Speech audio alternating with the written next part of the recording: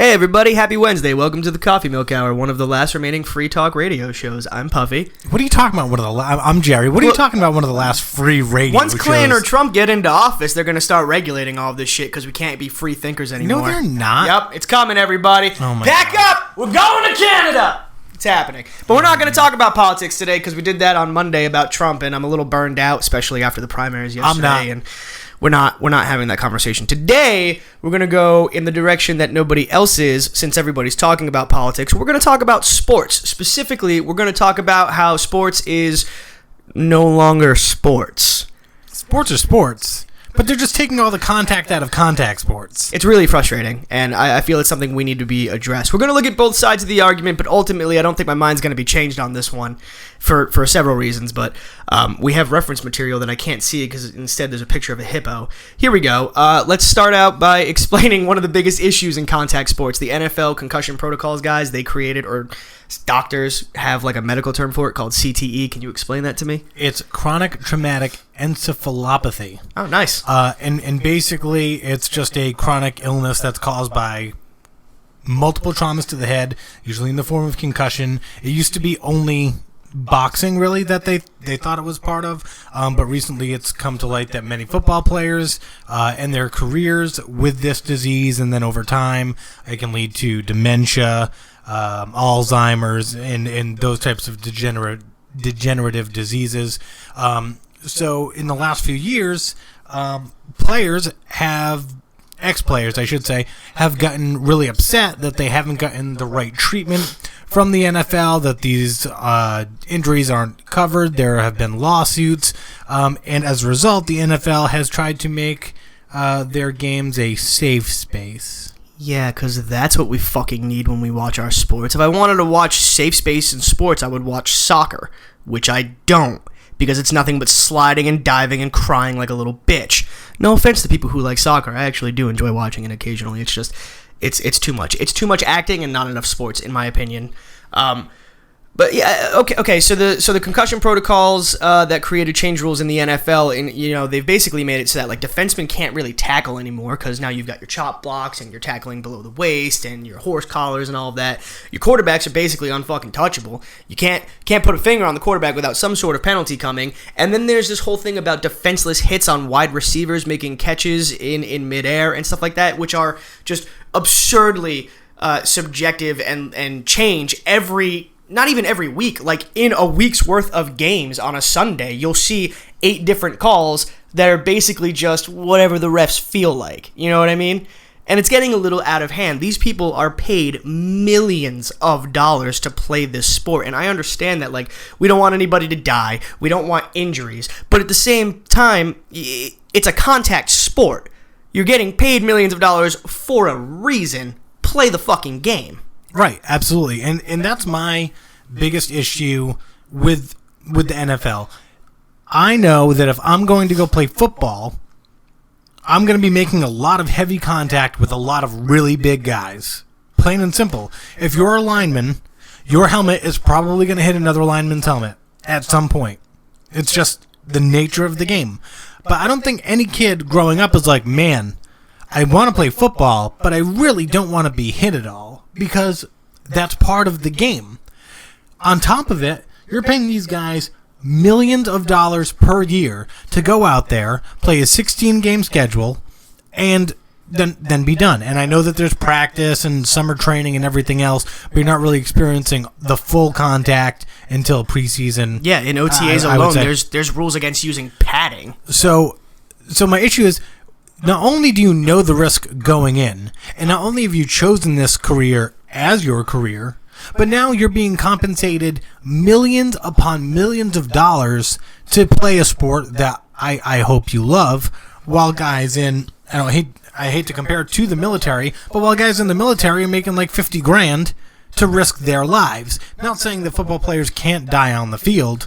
I'm just saying that the probability in the military is far greater, and you're being compensated 100 times over for playing football. And I understand a worry about your general health. No one wants to think, if I play football, I will get Alzheimer's when I'm older. But the trade-off there is that you're going to live a really, really, really, really good life till that point. Yeah, very comfortably, I might add. very comfortably. And I'm going to go to NASCAR. 2001 Dale Earnhardt dies at Daytona. Hits the wall, concrete wall. Other drivers had died previously as well. The sport, rather than saying, well, we're not going to let cars hit each other anymore, because that's kind of stupid. And also almost impossible. And almost impossible. They say, okay, well then what can we do? Well, we'll put a safer barrier on all the walls. So we'll put kind of a foam, we'll have a wall, thin wall, with a big foam block behind it to reduce impact. We will put foam inside the sidewalls of the car and make sure that the cars are safer and reduce hazard that way. We'll engineer near the cars so that they won't lift off the ground. We'll get the Hans device, the head and neck support device, for all of our drivers so that their head is not essentially flying all over the place when they make high contact hits. Right. And since the incidents in NASCAR have drastically reduced. We saw last July at Daytona, the number 3 car go up into the fence, basically explode, nothing left, and he walks away. No injuries. No injury. No broken bone, no nothing. The NFL, I think, has the same choice, right? Better helmets, better padding, and maybe to some extent, a rule change. But I get sick as a sports fan watching. I'm like, a defenseman comes in on a quarterback, and it's almost like he's afraid to tackle him, because if he makes contact with the quarterback's helmet, it's a helmet-to-helmet hit. Big penalty. If he is going after a wide receiver, and that wide receiver jumps in the air to catch the ball, he's basically got to wait for that guy to land back on the ground before he can make a hit. And now you're giving up part of the game.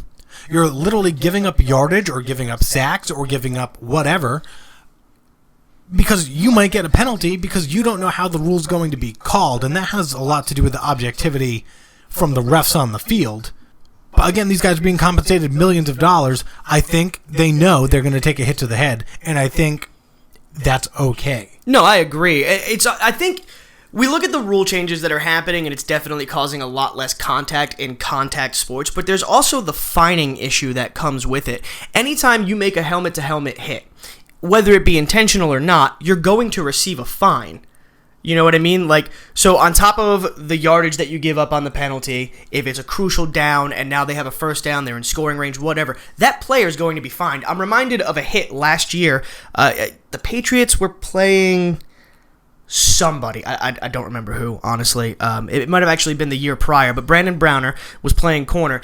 After the receiver makes the catch, you see a very clear, on the instant replay, shoulder to chest hit. But as he's going to connect, you can watch Brandon Browner, this seasoned veteran quarterback, pull his head away from the receiver to limit the blow. Now, the receiver made the catch and everything, but a penalty was still thrown, and he was still fined for that helmet-to-helmet hit, even though the cameras clearly showed it wasn't a helmet-to-helmet hit. There was no malicious intent. There was nothing. It was like $8,000, dude. Well, and how are you supposed to control it, too? I mean, you're a wide receiver. You're out there running full speed down the sidelines. You're probably somewhere between 17 and 20 miles an hour running, and you got to make a tackle. And now you got to think, I got to make this full speed tackle running after another guy who's either running full speed or is accelerating. And now I need to watch where my head's going to go when I make contact with him. Right, which is why we're seeing a lot more strips of tackles when people are running down the sidelines, because you don't want to risk, if you fall a little short and you catch him in the back of the legs, now you're going to get fined. I understand the reason. I understand why you'd want to do medical research. You want to find out what CTE is, how it affects the brain, and how to prevent it. But are you telling me that, if a boxer or a guy in UFC goes into the ring, they're going to try to limit broken noses? Yeah. No, they're not going to try to limit that, because the nature of the sport is you're going to get punched in the face. Well, you're going to get punched in the face, and they're going to try to knock you out, and that's what the sport is. And the same applies to football. You're in a contact game that involves high speed. These guys are getting bigger. They're getting faster. Injuries are going to happen, and that's just the nature of the beast. And I think there is a level of accountability on the player that, hey, if you make this career choice, you're probably going to be concussed at some point, and that will put you at a higher risk for developing CTE in your later years. So do you want to take that risk or not? And if you don't sign the contract. and just walk away from the money. But if you do love the sport and you're willing to take that risk, then sign the contract. But then don't come back and complain, oh, the sport gave me CTE. I want the NFL to pay for my injuries because the NFL has paid you your salary. Yep. And I don't know where... I don't think that the NFL, whatever, needs to pay medical coverage for these guys for their careers, or if they want to institute some type of retirement program where these guys get either a pension or they've got medical for life. I mean, that's fine too. But to this point, I don't think it's unreasonable for these guys to take accountability for the game they played, the injuries they sustained, and their health care down the road. It's like you were saying earlier, and I agree with you. You hate to bring it up and use it as a comparison, but if I'm sitting in a recruiting office for the U.S. Army, and I'm talking to the guy about all of the benefits of the job, and he's like, hey, you're going to get paid a decent amount of money. It's not a lot of money, but your medical and dental coverages the entire time while you're in, really balance it out. We'll pay you for housing. We'll give you this benefit and that benefit. You're like, wow, that sounds really good. What's the downside? And the guy's like, well, you might get shot at when you go overseas in a war zone situation. If you don't want to be shot at, you say, oh, okay, thanks for your time. I'm going to go find something else to do. You're not going to join the service anyway, and then in the middle of being shot at, being like, I really don't want to get shot at. Maybe I should complain to the people who hired me. No, you made that choice in the same way that you made it a choice to pursue a career in a contact sport with known injuries, with known medical issues. Chances are, within your career, if you play anywhere from 10 to, let's say, 14 years in the NFL, you are going to have some sort of injury. Turf toe? Toe turf? What is it called? Turf toe. Turf toe. Yeah, you're going to get turf toe, a meniscus tear, ACL, MCL, broken rib maybe, back problems, head problems. Fucking Peyton Manning broke his neck a few years back, was out for a whole season, came back, kept playing the game because he knew the risks and he knew the reward being a fat-ass fucking salary. I mean, and it's not even just the money you're getting from the NFL being in such a huge spotlight. You're getting endorsement deals for shoes, shirts, commercials, auto insurance policies, all this crap, Well, if you're a superstar, and I think most of these guys sustaining the injuries are not. They're not stars. They're still getting good salaries, but I don't think most of these guys are out there and have endorsement deals. Well, I mean, look at Gronkowski. How many times has he been injured? Yeah, but he's a star. Right, but how many times has he been injured by that same token? All the time. Exactly. So, I mean, it's possible. Maybe these guys getting injured just aren't great players. And that's a completely different argument. We're here to talk about the aggressiveness and the passion, which I feel that contact is, in sports, being taken away for the wrong reasons. I understand wanting to ensure the safety of the player, but I don't understand, pay them less. Oh, they're a private company. We can pay them whatever we want. That's fine. I'm not going to be buying $450 fucking tickets to a game where I'm not going to see any action. You know what I mean? Like, it's just not going to happen. So, that's your revenue you want to fuck with. That's on you. I mean, so the math basically says that there's between, let's call it 1,500 and 1,750 NFL players every year between active rosters and then guys that come in undrafted and whatever fill-ins. And I believe the stat here says there were 163 concussions in last season. So if I'm told, 167 total concussions on average in the regular season. So if you're an NFL player and they say, okay, you're going to go out and play this year, we're going to write you a check, $3 million for this year, you have a 10% chance of sustaining a concussion. Do you take those odds? I take those odds. Yeah, I take those odds every day. If my chance of sustaining a concussion this season is 10%, then I'm going to take the $3 million. That means over 10 years, I'll, on average, probably, statistically, sustain one concussion over 10 years and $30 million if I make the same salary. Right. So I'm going to get one concussion at some point in the 10-year career that I have. I'm going to make $30 million. Worth it? Absolutely worth it. Okay. Now, I understand that more guys are injury prone, and you see this in the NHL too, and I don't want to get to the NHL quite yet, but some guys seem like they're a little bit more prone to concussions than others. Right. Troy Aikman had 8. I think Steve Young had 8 concussions. Wes Welker had several over the course of 3 years. Patrice Bergeron has had multiple concussions. Yep. I think some people are kind of, maybe they've got weak skulls, maybe they've got squishy brains. I don't know. But they seem to be predisposed. And if you are a player in that situation, again, I think you need to look at yourself and say, this is my third concussion. Is it time to step away from the game? Because at that point, you're making your life decision. If I stay in, I'm probably going to get another 3 concussions if I'm halfway through my career. So do you walk away and retire? That's on the player, right? The league shouldn't have to come to you and be like, hey man, you've had 3 concussions. You want to fill out like a self-evaluation form and see where you're at? No. You need to have the awareness to think, I need to think about my health and my family now. I need to step away from this game even though I'm 26 years old. Look at Ricardo Lockett, 27 years old, just retired from the NFL after, what could have arguably been his best season, or like establishing himself in an offense with the Seattle Seahawks, takes that nasty hit, undergoes surgery. Every doctor, I think he went and got 6 opinions total, was like, you're absolutely fine to continue playing football. He made the conscious decision, I don't want that to happen again. I'm young. I still have plenty of life ahead of me. The game's been good to me. I've made a lot of money. I'm walking away. That's a conscious decision from the player. If you sustain 4 concussions in a 4-year period, you should probably think, hey, maybe this isn't for me. I seem to be sustaining the same injury. Like, I should probably walk away. A lot of people argue that, well, a lot of these guys don't have money left when they leave. That's not your problem. That's the fault of the player. Marshawn Lynch, I hate to keep using Seattle Seahawks players, but I'm a Seahawks fan, so just retired.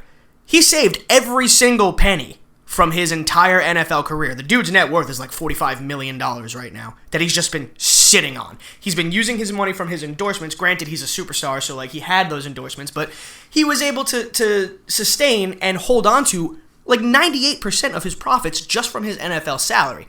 That's huge. The dude doesn't have to work another day in his life, and probably won't, because he made that smart business decision. And if I'm a football player, even if I only play 2 years and I manage to make $1 million, $1.5 million, you can live off that for years. Oh yeah, years, as long as you budget it correctly. And maybe the NFL, I'm sure they already have some type of like, here's how to manage your finances now that you're in the NFL type of course when these guys come into the league.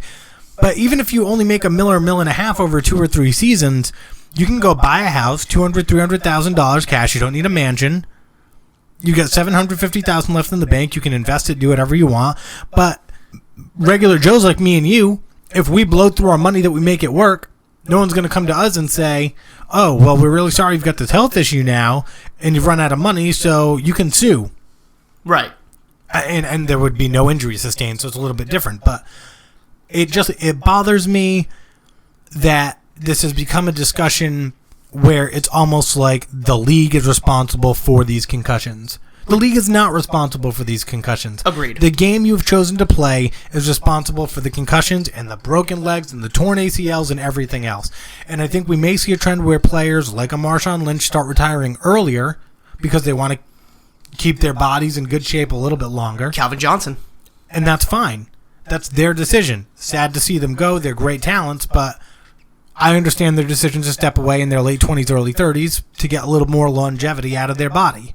Right. Everybody coming into this game is aware. Like, I don't think there's a single person who, like, goes into college playing football, gets drafted by an NFL team, and then in their rookie season is like, this is what I'm going to be doing as a career for the rest of my life. It doesn't work that way. It is a very limited time window sport. You have certain guys who go out there and play upwards of, like, close to the 20-year mark, which is kind of insane.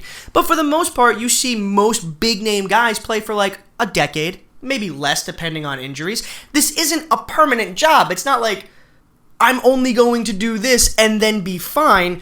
You have to understand that if you don't manage your money well, you're going to have to find something to do afterwards. That's on the player, and I don't think the league should have to suffer, or the entertainment value on the consumer shouldn't have to suffer as a result of irresponsible players. Well, and the other thing is, and I think there might be some disagreement here, but I hate, literally, like full strength of the word, I hate that quarterbacks are invincible in the pocket now. Yep. As a football fan, I know that guy is the biggest asset on your team, and I want to see him get demolished. Right. I want to see him get demolished. I want to see my middle linebacker come through the line and destroy that guy. And I want the ball to come out, and I want my team to take the ball. Now it's like, oh, well, you can't hit low. Oh, well, you can't hit high. Oh, well, you can't both tackle him at the same time, one up high, one down low, because we're going to call you for unsportsmanlike. It's like, It's like the owners are like, well, we paid that guy a lot of money. We don't want him to get hurt, so maybe you shouldn't touch him? No, because that guy's a football player too. Exactly. They're still on the field. And I don't care if you're Tom Brady, and I don't care if you had a knee injury, and I don't care if that guy came down low. Deal with it. Deal with it. Careers get ended short. It's tragic. It sucks. But guess what? It's part of the game. I don't want to be a defender who worked my ass off through high school and college to get to the NFL level and find out, okay, you can rush the quarterback, but make sure you just like hug him until the whistle blows.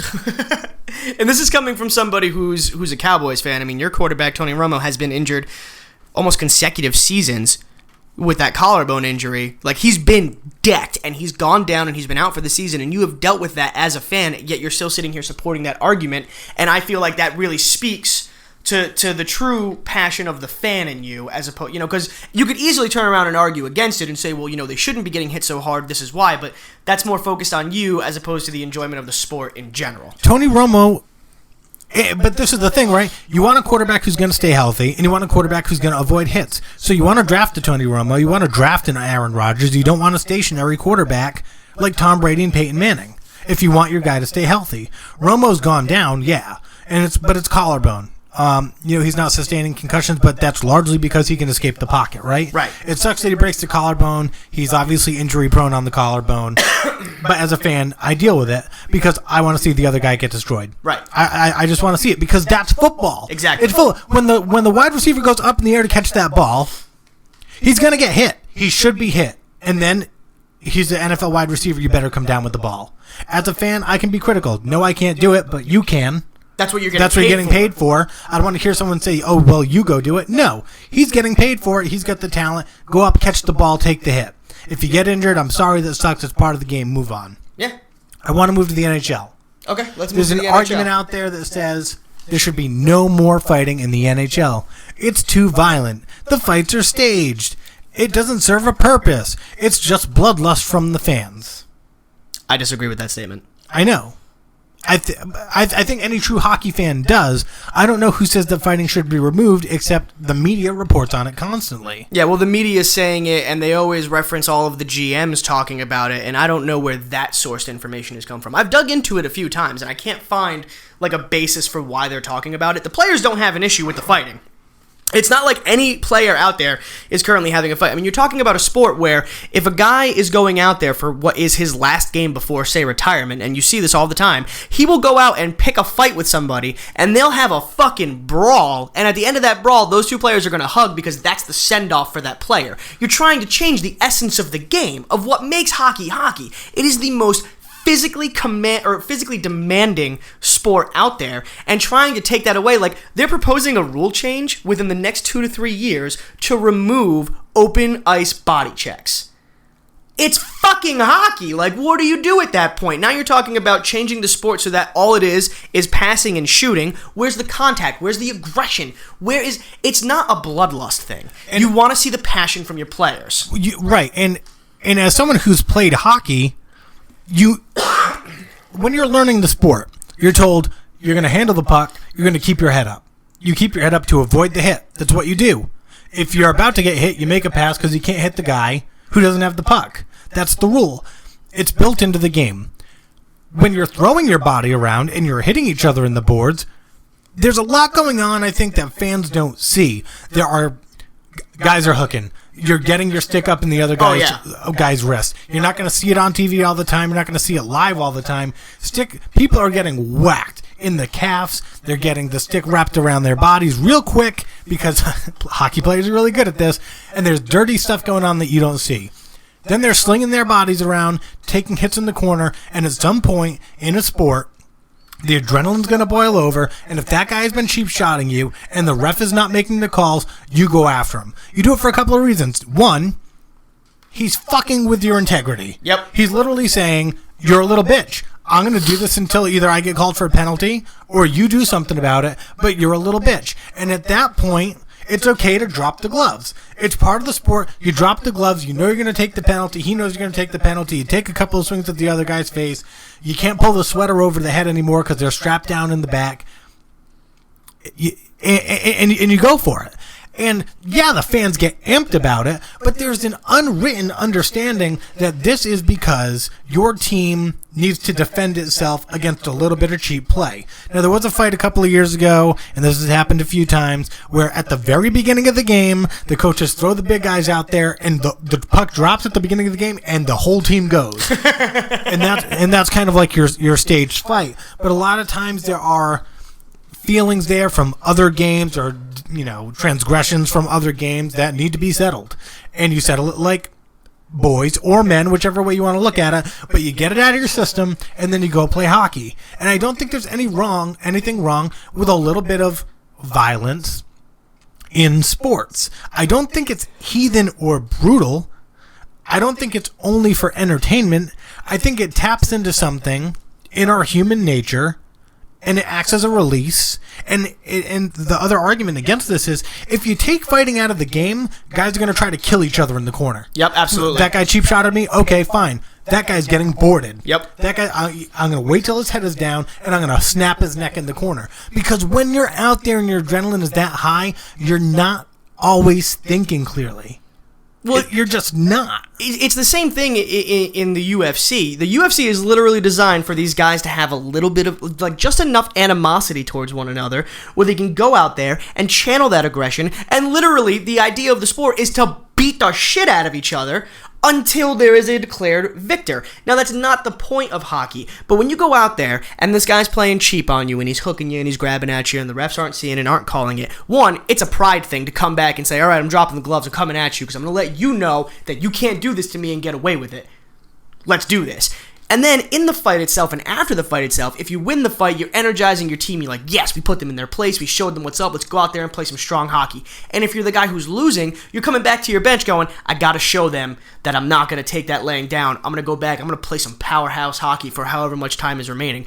It is an essence of the sport that would be... the sport would diminish very quickly, in my opinion, without that And aspect. It's a play style, too. If you take a team like the Boston Bruins or the Philadelphia Flyers, and you put them up against a team like the Pittsburgh Penguins, the Penguins are a finesse team. The Bruins and the Flyers are big body teams that are going to be physical. Right.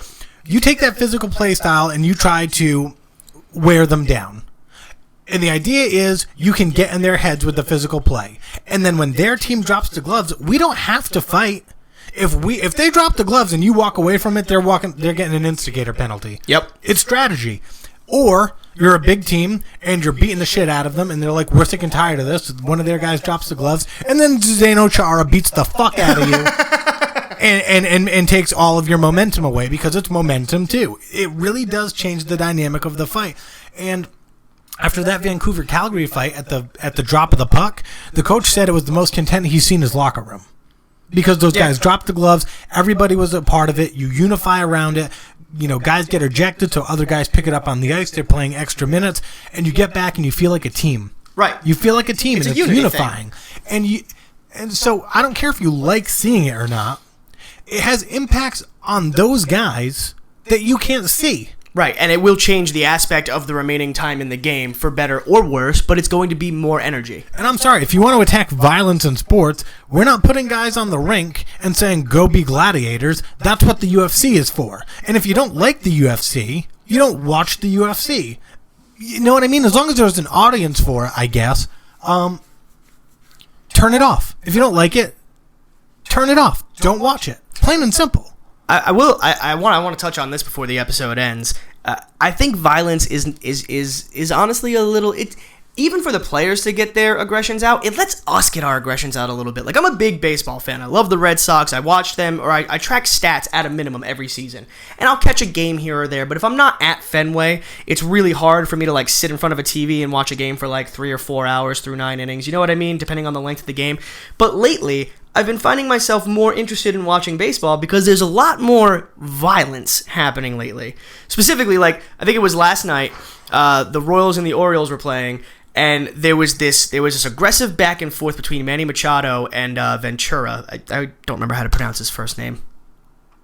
Parando, I don't fucking know. Anyway, so at a certain point, Machado gets hit with a 99 mile per hour fastball And you don't even have to think about it. He charges the mound, and these two fucking guys go at it, and you're like, yes! And then there's this new energy brought into baseball where you're like, I want to see the rest of this game. Are they going to retaliate? Like, what's going to happen? Going all the way back to when fucking Pedro Martinez fucking threw down, what's his name? The old guy, Don Zimmer. Don Zimmer. Yeah, thank you. Great moment. It was a great moment, but I mean, like, it's not bad to appreciate a little bit of violence in sports. It's not just for the players to get out aggression and adrenaline. It's for us. You ever have a bad day at work and you think, I really want to fucking punch my boss in the face, but you don't? You still have that aggression when you go home. What better way to relieve that aggression than cheering for your team on the ice when they're beating the shit out of another guy? You know what I mean? It translates well to the rest of humanity. That's my take on it. The last thing I want to wrap up with is for all you basketball fans out there, here's the reason I don't watch basketball. You go up for a shot, your hand gets smacked by someone else's pinky finger, it's a fucking foul, and now I gotta watch this retard shoot fucking free throws. Screw that shit. Basketball needs to change. You go up for a shot, the only way there's a foul being called is if it's a flagrant. Period. Yep. Period. Unless that guy smacks you in the face, put the basket in the hole. You're getting paid millions of dollars, but you're going to cry and dive because some guy hit you with his wrist, or maybe hit the ball, but who knows, so we'll call a foul and all this other shit. Fuck that. Step up your game, NBA. Looking at you, LeBron. Your acting is terrible and you're not fooling anybody. Anyway, that has been the Coffee Milk Hour for this Wednesday. Please feel free to weigh in. Let us know how you feel. Let us know if you want to see more violence in sports. Yeah, that's actually pretty interesting. I'd be curious to see that. We'll see you guys Friday, where we will have a special guest on the show. Friday Freestyle. Yep, we'll have a guest for that, and we hope you guys enjoy it. Like, comment, subscribe. Check us out on Podbean. We are also on YouTube, and we have a Facebook page. Links to everything will be in the description. We'll also include in the YouTube video a link to the Machado Ventura incident, because it's just fantastic, and you have to see it. And maybe a compilation of greatest hockey fights. Fantastic. All right, well, you guys have a wonderful time. We'll see you next time. Have a good